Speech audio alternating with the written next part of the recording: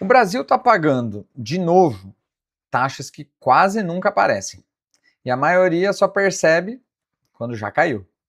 Se você investe como não residente, pensando em dólares, mas olhando oportunidades em reais, o Brasil acabou de entrar de novo em um daqueles regimes que não aparecem todos os anos. Juros altos, muito altos, especialmente nos pré-fixados. E hoje eu vou te mostrar isso com dois gráficos na tela. Um deles é do DI 2029, que é um ótimo termômetro da ponta longa da curva de juros brasileira. E aí eu vou trazer o histórico de taxas do Tesouro Prefixado 2029 desde 2022. A ideia aqui é simples, sem hype, com a premissa correta. E no final do vídeo eu vou te dizer por que, na minha leitura, esse é um ótimo momento para você considerar investir em pré-fixados. E qual que é o jeito adulto de fazer isso, sabendo onde são os riscos. Se esse tipo de análise te ajuda, se inscreve no nosso canal, ativa as notificações e comenta aqui embaixo. Você mora onde? Qual que é a sua moeda base? É o dólar ou é outra? Beleza, vamos ao que interessa. A primeira coisa que você precisa entender é, quando eu digo taxas subiram, eu não estou falando da taxa Selic. Até porque essa só caiu no primeiro semestre de 2026. Eu estou falando da ponta longa, as taxas que o mercado exige para emprestar para o Brasil por muitos anos. E quando a ponta longa estressa, os pré-fixados são os que mais chamam a atenção, porque eles têm duas características ao mesmo tempo. Primeiro, você consegue travar uma taxa nominal alta, e segundo, se no futuro as taxas caírem, o preço do seu título pode subir. Ou seja, além do carrego, você tem um potencial de ganho por reprecificação do seu título. Agora vamos lá, vamos pôr o primeiro gráfico na tela. Esse gráfico aqui é o gráfico do DI1F 2029. Pensa nele como um proxy bem direto do que o mercado está precificando para a taxa longa no Brasil, lá na frente. Nesse gráfico, ele está em torno aqui de 14,6. E o ponto principal não é só um número isolado, é o contexto. Olhando o período do gráfico, a gente já viu essa taxa perto de uma região de topo, ali em 2025, por exemplo. Algo por volta de 15, 15 e pouco, dependendo do dia. E agora a taxa voltou para essa região de alta. Traduzindo, apesar de historicamente as taxas serem altas, isso não é normal. Isso é o mercado dizendo, eu quero uma remuneração bem grande para carregar o risco Brasil por muitos anos. E aqui entra um primeiro insight muito importante. Quando você vê a ponta longa nesses níveis, você tem sim uma janela rara de taxa. E essa janela rara de taxa costuma ser exatamente onde o pré-fixado fica muito interessante. Mas eu ainda não quero que você conclua nada, eu quero que você entenda como isso aparece no produto de investimento que o investidor pessoa física realmente compra. Então eu vou colocar um segundo gráfico na tela. Esse aqui é o histórico de taxas do Tesouro Prefixado 2029, desde lá de 2022. Ó. E aqui a mensagem ela é muito parecida. As taxas variam, fazem ciclos, mas existem momentos em que elas entram numa região de alta. E é justamente nessa região de alta que chama muito atenção. Por quê? Você vai travar o que a gente chama de um carrego mais alto. E se o cenário não melhorar, você carrega essa taxa gigante por muitos anos, o que é ótimo.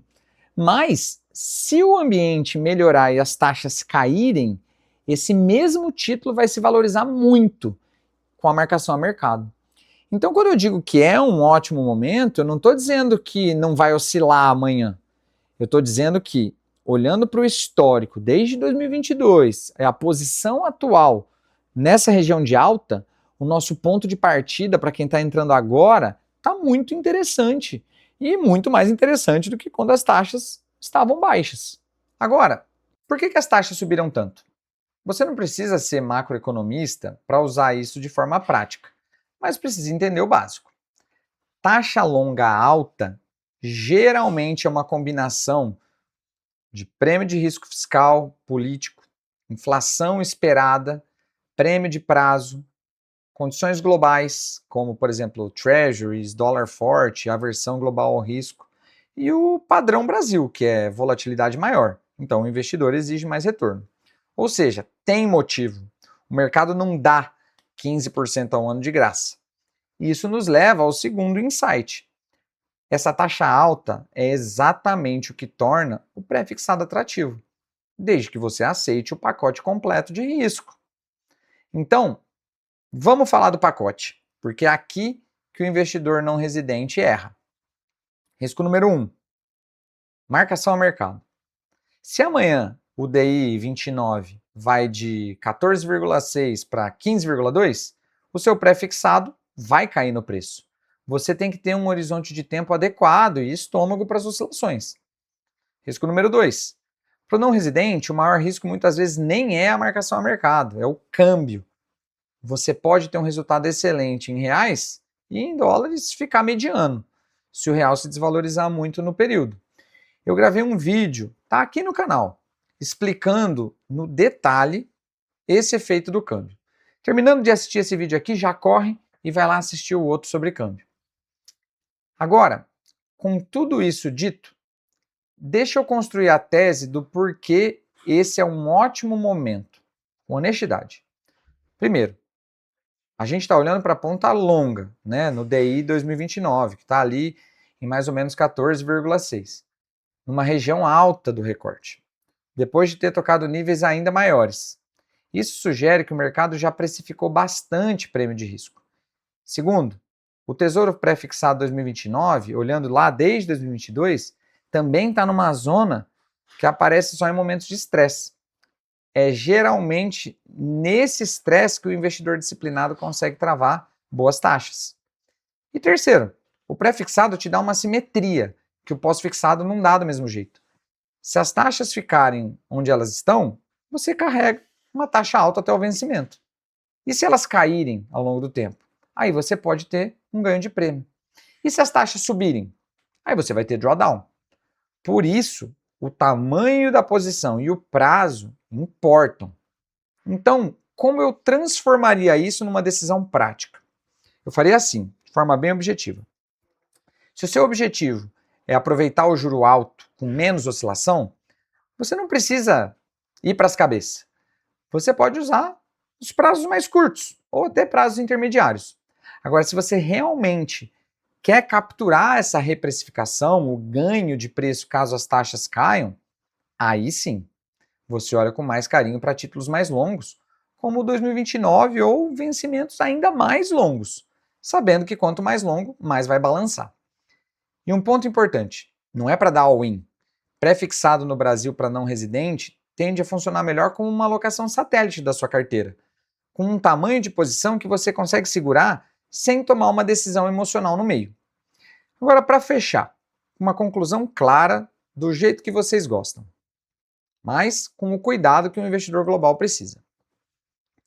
Dado que os dois critérios mostram, né, o DI 29 numa zona de alta e o pré-fixado 29 com taxas próximas das máximas desde os últimos 7 anos, eu considero que esse é sim um ótimo momento para a gente investir em pré-fixados.